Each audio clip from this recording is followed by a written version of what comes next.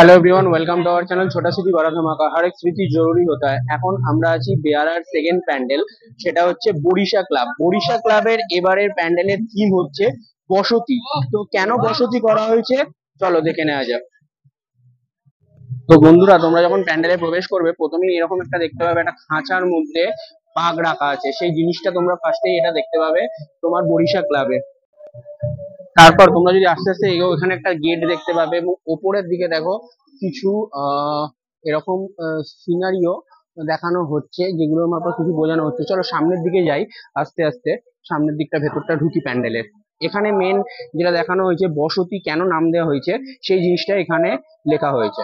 তো বন্ধুরা, প্যান্ডেলে ঢোকার একটুখানি যখন ঢুকে এলাম তখনই দেখতে পাচ্ছি এরকম একটা মাঝখানে দেখো ইট ইট দিয়ে মাঝখানটা দেখো, মাঝখানটা যেটা ইট ইট করে একটা জায়গা করা হয়েছে, খোদাই মতো জায়গা, নিচু জায়গা, এবং তার ওপরেই তোমরা একটা দেখতে পাচ্ছ একটা বসতিপূর্ণ বাড়ি। সেই বাড়ির একটা মন্দির টাইপের, সেই মন্দিরে কিন্তু নানা রকম ওপরে দেখো নানা রকম হনুমান দেখা যাচ্ছে। ঠিক আছে বন্ধুরা, এটা প্যান্ডেলের লেফট সাইড। এখানে তোমরা দেখতে পাচ্ছ নানা রকম এক একটা চিত্র এবং তার সঙ্গে কিছু লেখা। ফার্স্টে যেমন নৌকায় আছে, নদীতে ভাসছে। এখানে কিছু একটা ঠাকুর, সেই ঠাকুর দেখানো হয়েছে দুর্গা ঠাকুর। এখানে দেখো একটা পশু, ঠিক আছে, যেটা হচ্ছে তোমার হরিণ দেখানো হয়েছে। সামনের দিকে আরেকটা বাড়ি দেখানো হচ্ছে। এবার আস্তে আস্তে যদি আমি এগিয়ে যাই, এই দিকটা দেখো একটা হনুমান দেখানো হচ্ছে যেটা কলা খাচ্ছে, এরকম একটা ব্যাপার। এখানে একটা পেঁচা দেখানো হচ্ছে, ঠিক আছে, সেই পেঁচা। সামনের দিকে আরেকটা হরিণ। এই করতে করতে কিন্তু অনেকগুলো পশু দেখানো হয়েছে এখানে। সামনের দিকটা যত এগোচ্ছি আমি, এরকমই একটা ভিউ আসছে। সামনের দিকে তোমাদের আর একটু ভেতর দিকটা নিয়ে যাই। অলরেডি বৃষ্টি শুরু হয়ে গেছে, বৃষ্টির মধ্যে আমি করছি ভিডিও। এখন দেখতে পাচ্ছি এরকম একটা সামনের দিকে ভিউ দেখা যাচ্ছে। এরকম একটা সামনের দিকে বড় মতো বাড়ি দেখা যাচ্ছে। সামনের দিকে তোমাদের কিছু এখানে টালির বাড়ির মতো তোমরা দেখতে পাচ্ছ। এখানে টালির বাড়ি কিছু দেখা যাচ্ছে। দেখো বন্ধুরা, এইখানে চিত্রটা যদি তোমাদের দেখায়, এক একটা যুগের চিত্র কিন্তু এখানে ফুটে তোলানো হয়েছে। এরপর এদিকটা যদি তোমরা চলে আসি, এখানে একটা মডেল করা হয়েছে স্ট্যাচু টাইপের, যেটা হচ্ছে আদিম যুগের একটা মানুষকে দেখানো হয়েছে। এবং তার পরবর্তীকালে একটা দিকে দেখাচ্ছে তার গাছে গাছপালা নিয়ে তুমি যাচ্ছে বনের দিকে, আরেকটা তার কাছে অস্ত্র, যাতে জঙ্গলি কোনো পশু যদি তাকে আক্রমণ করে, সেই আক্রমণের থেকে রক্ষা পেতে সেইখানটা কিন্তু সেই বন্দুকটা ইউজ করার জন্য এটা কিন্তু সেটা দেখানো হয়েছে। এই পোর্শনটা থেকে যখন আমরা আস্তে আস্তে এই দিকটা ঘুরছি, তখনই কিন্তু মাকে দেখা যাচ্ছে। চলো সামনের দিকে যাই, একটু মাকে দেখাই।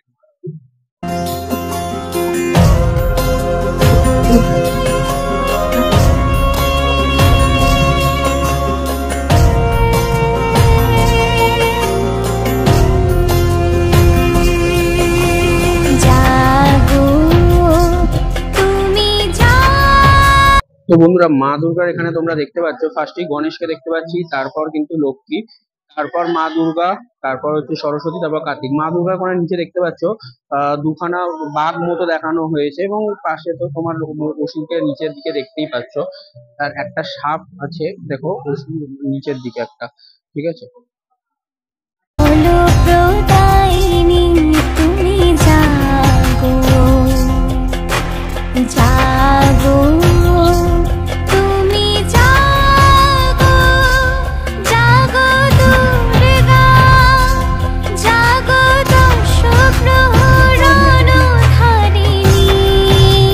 তো এদিকে মাকে দেখার পর যখন আমরা আস্তে আস্তে এই দিকটা এলাম, দেখো এখানটা তোমাদের খুব বোঝায় ভালো করে ব্যাপারগুলো। এখানে এক একটা কিন্তু মানব জাতির চিত্র ফুটে তোলানো হয়েছে, আদিবাসী থেকে শুরু করে নানা রকম। এবং এখানে মা দুর্গাকেও কিন্তু দেখা যাচ্ছে। এক একটা যে আমরা পুজো করি, সেই পুজোগুলো নদীতে যে নৌকা করে আমরা যেতাম, নানা রকম ব্যবসা আদান প্রদানের জন্য সবকিছু এখানে বোঝানো হয়েছে। এদিকটা দেখো অনেকগুলো নানা রকমের বন্দুক দেখানো হয়েছে, আগেকার দিনে যেগুলো আমরা ইউজ করতাম সেইগুলো কিন্তু এখানে দেখানো হয়েছে। এইখানটা দেখো বন্ধুরা, এইখানটা যে 1690 সালের কলকাতাকে দেখানো হচ্ছে। তারপর দেখো গঙ্গা, মা গঙ্গাকে দেখাচ্ছে। তারপর সালকিয়া, চিত্তু, সুতানুটি, কলকাতা, বেতর, গোবিদাপুর, কালীঘাট পুরোটা দেখানো হয়েছে। এখানে 1690 সালের কলকাতা যখন ছিল সেই ম্যাপটা কিন্তু তুলে ধরা হয়েছে, এবং এখানে কিছু কিছু লেখা সেই ব্যাপারে দেখা যাচ্ছে।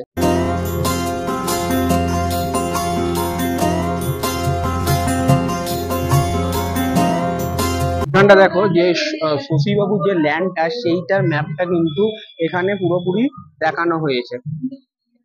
তোমাদের এখানটা থেকে দেখা যাবে, লাইটের সামনে আমি একদম সামনে নিয়ে যাচ্ছি, দেখো এখান থেকে দেখতে পাবে ল্যান্ড অফ শশীবাবু। ঠিক আছে, পুরো জিনিসটা এখানে দেখানো হয়েছে।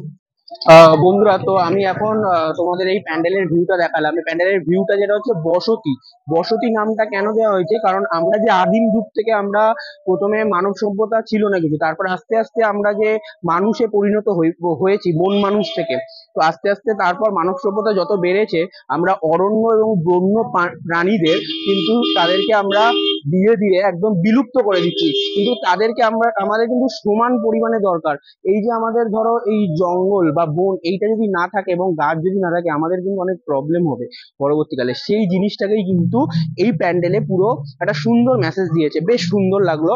তোমাদের কেমন লাগলো তোমরাও কমেন্টে জানিও, এবং ভিডিওটা ভালো লেগে থাকলে লাইক শেয়ার করে দিও। চ্যানেল যদি নতুন থাকো চ্যানেলটা সাবস্ক্রাইব করে নোটিফিকেশন বেল আইকনটা ক্লিক করে দিও, যাতে অতি সহজেই আরো নতুন নতুন প্যান্ডেলের আপডেট পেয়ে যাও। আবার একটা নতুন কোনো তোমাদের সাথে আবার একটা নতুন কোনো প্যান্ডেলে তোমাদের সাথে দেখা হচ্ছে বন্ধুরা। ততক্ষণের জন্য ভালো থেকো, টাটা।